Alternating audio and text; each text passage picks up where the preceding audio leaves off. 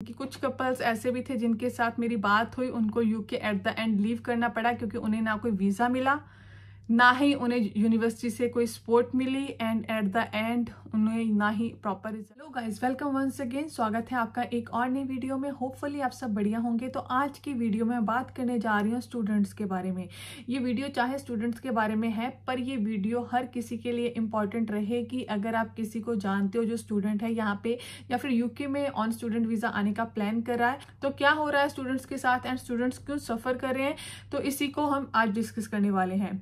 तो video start करने से पहले अगर आप मेरे चैनल को कर रहे हो फर्स्ट टाइम विजिट, तो मेरा नाम है गुरप्रीत। आप देख रहे हैं you me and England's life. And अगर आपने अभी तक ये चैनल सब्सक्राइब नहीं करा है तो आप ये चैनल सब्सक्राइब कर सकते हो for more informative video specially about UK life, UK visas. अगर आप यूके में आ चुके हैं तब भी चैनल आपके लिए हेल्पफुल होगा, और अगर आप आने का प्लान कर रहे हैं देन इस चैनल पे डेफिनेटली आपको बहुत सारी ऐसी वीडियोस मिल जाएंगी जो किसी ना किसी वे में आपकी हेल्प जरूर करेंगी। So do subscribe guys if you are new at my. Start करते हैं आज की वीडियो। पिछले कुछ दिनों से मुझसे काफ़ी स्टूडेंट्स ने बात करी जो कि काफ़ी यूके में सफ़र करें। अब उसका रीज़न क्या है? जब आपको यूके का स्टूडेंट वीज़ा मिलता है तो वो नॉर्मली 1.5 ईयर का होता है, जिसमें आपकी जो स्टडी का पीरियड होता है वो 1 ईयर होता है, और उसके बाद कुछ 4-5 मंथ का वीज़ा जो आपको एक्स्ट्रा मिलता है वो इसलिए मिलता है कि आपका रिजल्ट डिक्लेयर हो जाए, आप पूरा रिजल्ट एंड करके आपकी जो कॉन्वोकेशन है वो हो जाए। मीन्स जो 1.5 साल का कोर्स है या 1.5 साल का 1 साल के कोर्स के लिए जो 1.5 साल का वीज़ा है वो ऐसे प्लान करा जाता है या करा जाता था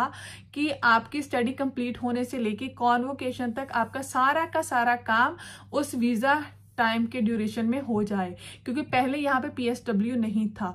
अब पीएसडब्ल्यू की ऑप्शन है, ऑल्दो कि आप अपनी स्टडी के बाद 2 साल का पीएसडब्ल्यू ले सकते हो, बट स्टिल वीज़ा अभी भी आपको उतना ही मिलता है। तो ये आपकी चॉइस होती है कि आपने पीएसडब्ल्यू लेना है और कोई वर्क वीज़ा लेना है या फिर अपनी कंट्री में बैक जाना है। अब हो क्या रहा है कि जब आप यूके में यहाँ पे एग्जाम्स देते हो, अपने असाइनमेंट सबमिट करते हो, तो सम टाइम कुछ स्टूडेंट्स ऐसे होते हैं जिनकी जो असाइनमेंट्स है वो क्लियर नहीं हो पाती, या फिर मॉड्यूल, वैसे यहाँ पे बोला जाता है सब्जेक्ट को, कि कोई वो मॉड्यूल है वो क्लियर नहीं कर पाए या किसी सब्जेक्ट में फेल हो गए, तो उस केस में वो प्रॉपर डिग्री पास नहीं कर पाते।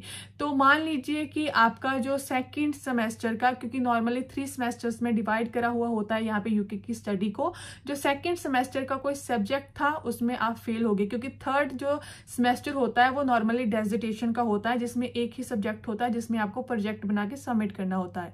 तो कुछ स्टूडेंट्स के साथ ऐसा हुआ कि सेकंड सेमेस्टर में वो फेल हो गए किसी एक पर्टिकुलर सब्जेक्ट में। उसके बाद आपको यूके में यहाँ पे चांस मिलता है रीसबमिशन का, जो कि फ्री ऑफ कॉस्ट होती है ऑफ कोर्स। तो उन्होंने रीसबमिट करा, पर रीसबमिशन के बाद जो उनका रिजल्ट है वो डिक्लेयर ही नहीं हुआ। तो यूके की जो यूनिवर्सिटीज है वो क्या कर रही है कि रिजल्ट को पेंडिंग में डाल देती है, एंड उसके बाद उनकी डेजिटेशन होती है लास्ट सेमेस्टर की, उसका समटाइम रिजल्ट डिक्लेयर हो जाता है, पर पीछे वाले सब्जेक्ट का जो रिजल्ट है वो डिक्लेयर ही नहीं हो पाता।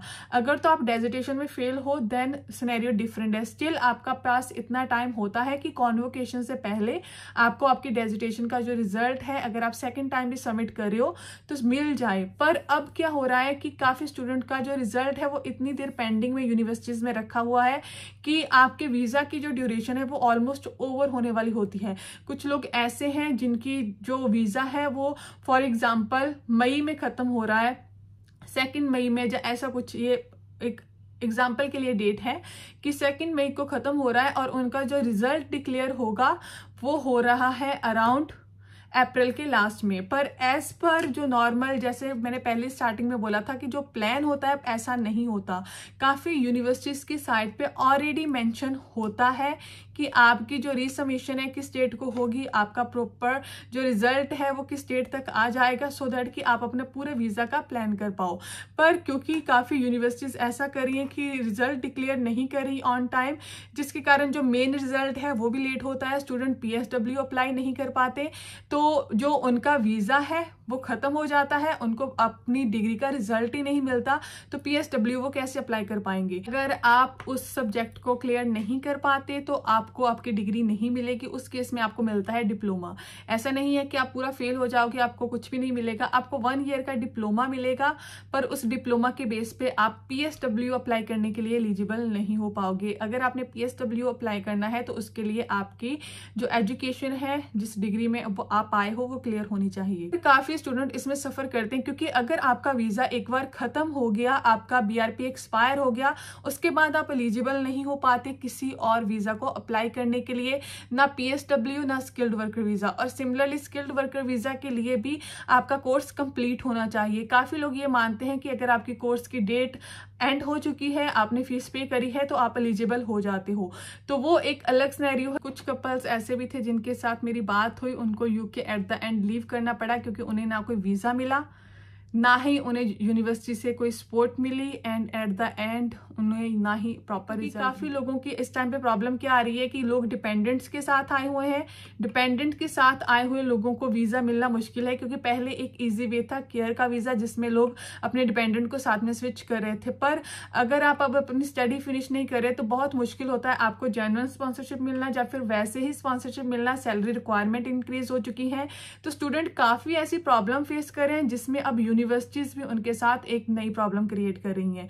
तो अगर आप UK में ऑन स्टडी वीज़ा आने वाले हो, तो प्लीज़ अपनी यूनिवर्सिटी के बारे में देख के आए अच्छे से कि उनका बैंक जो हिस्ट्री है वो कैसी चल रही है, एंड उनकी जो डेट्स हैं क्या है, लाइक मेन जो एग्जाम्स की डेट है वो क्या रहेगी, रीसबमिशन की डेट क्या रहेगी। प्रॉपर डेट्स मेंशन नहीं होती, पर एक आइडिया यूनिवर्सिटी की साइट पे ऑलवेज मेंशन होता है।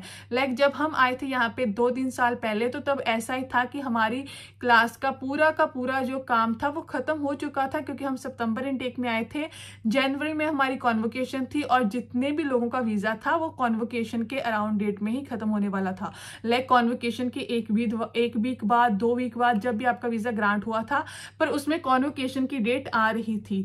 तो अब अगर आपको रिजल्ट नहीं मिल रहा तो आपकी कॉन्वो कब होगी, तो बहुत ज़्यादा चीज़ें कंफ्यूज हुई है, काफ़ी लोग इसमें सफ़र भी कर रहे हैं। तो इस केस में आपके पास क्या सोल्यूशन बचता है, उसके लिए तो मैं बाद में वीडियो बनाऊंगी। काफ़ी लीगल इलीगल वेज हैं, एजेंट्स काफ़ी पैसे भी चार्ज कर रहे हैं उन सारी चीज़ों के लिए, तो वो मैं वीडियो बनाऊंगी। पर आज की वीडियो में मैं सिर्फ आपको बताना चाहती हूँ कि आप ऐसी चीज़ों के बीच में ना आए। मेक श्योर करो कि आप अपने जो प्रोजेक्ट है उसे अच्छे से सबमिट करो, अच्छे से उन पे ध्यान दो, क्योंकि अगर आप उस वीज़ा कैटेगरी पे आए हो तो आपकी स्टडी फिनिश होना बहुत ही ज़रूरी है अगर आपने PSW अप्लाई करना है। सेकेंडली, यहाँ पे काफ़ी लोगों को यूनिवर्सिटीज़ ने नोटिस दिया है UK लीव करने का। तो UK लीव करने का नोटिस क्यों मिला है, क्योंकि काफ़ी लोगों ने अपनी जो फीस है वो प्रॉपर टाइम पे सबमिट नहीं करी। कुछ लोग तो ऐसे थे जो बहुत ही कम इनिशियल पेमेंट करके UK में आ गए, जिसमें उनको एडमिशन तो मिल जाती है। काफ़ी यूनिवर्सिटीज़ लेस इनिशियल पेमेंट पे भी एडमिशन दे देती है, पर जब आपकी इनरोलमेंट होती है उस टाइम पे आपको कुछ फिक्स्ड अमाउंट, कुछ यूनिवर्सिटीज का 40% होता है, कुछ यूनिवर्सिटी का 50% होता है, वो पे करना होता है। पर कुछ लोग यहाँ पे आके सोचते हैं कि UK में जाके हम अर्न करके वो अमाउंट दे देंगे, पर ऐसा पॉसिबल नहीं होता। स्टार्टिंग में यहाँ पे आके स्ट्रगल होती है, एंड स्टार्टिंग में आके 1-2 मंथ के लिए अगर आप सोचो कि साथ में आके फीस दे दोगे तो वो नेक्स्ट टू इम्पॉसिबल है। तो एटलीस्ट जितनी आपकी इनिशियल पेमेंट है यूनिवर्सिटी में इनरोलमेंट के लिए, या तो आप उतनी पे करके आओ, या फिर उतनी अब अपनी सेविंग में लेके आओ। अगर आप कम पे भी कर रहे हो, एटलीस्ट आपके पास बैकअप में उतनी मनी होनी चाहिए कि आप अपनी इनरोलमेंट करवा पाओ। उसके बाद अगर फिर भी आपकी पेमेंट पूरी नहीं हो पाती तो यूनिवर्सिटी ऑफकोर्स आपको टाइम देगी। ऐसा नहीं है कि यूनिवर्सिटी ने डायरेक्टली बोल दिया कि आप UK छोड़ दो, पर यूनिवर्सिटी आपको टाइम देगी, मेल्स करेंगी। अगर आप उनका रिवर्ट नहीं करते, आप उनके साथ कोई भी फाइनेंस प्लान डिस्कस नहीं करते, देन यूनिवर्सिटी के पास लास्ट ऑप्शन यही बचती है कि वो UKVI को इन्फॉर्म करे कि ये पर्सन फीस पे नहीं कर रहा, या ये पर्सन क्लासेस नहीं लगा रहा, तो उस केस में आपका जो वीज़ा है वो कैंसिल हो जाता है। तो काफ़ी लोगों को 60 डेज की मेल आती है कि विद इन 60 डेज आप UK को छोड़ दो। काफ़ी यूनिवर्सिटीज UKVI को डायरेक्टली मेल नहीं करती, UKVI को इन्फॉर्म नहीं करती, जिसके कारण स्टूडेंट स्टडी छोड़ने के बाद भी उनका वीज़ा चलता रहता है। पर काफ़ी यूनिवर्सिटीज इन्फॉर्म कर देती हैं, पर स्टूडेंट्स के पास उनकी ID ही अवेलेबल नहीं होती जिसमें उनका वीज़ा लगा होता है, तो उन्हें इन्फॉर्मेशन मिल ही नहीं पाती कि क्या उनको कोई UKVI की तरफ से मेल आई है कि नहीं आई है।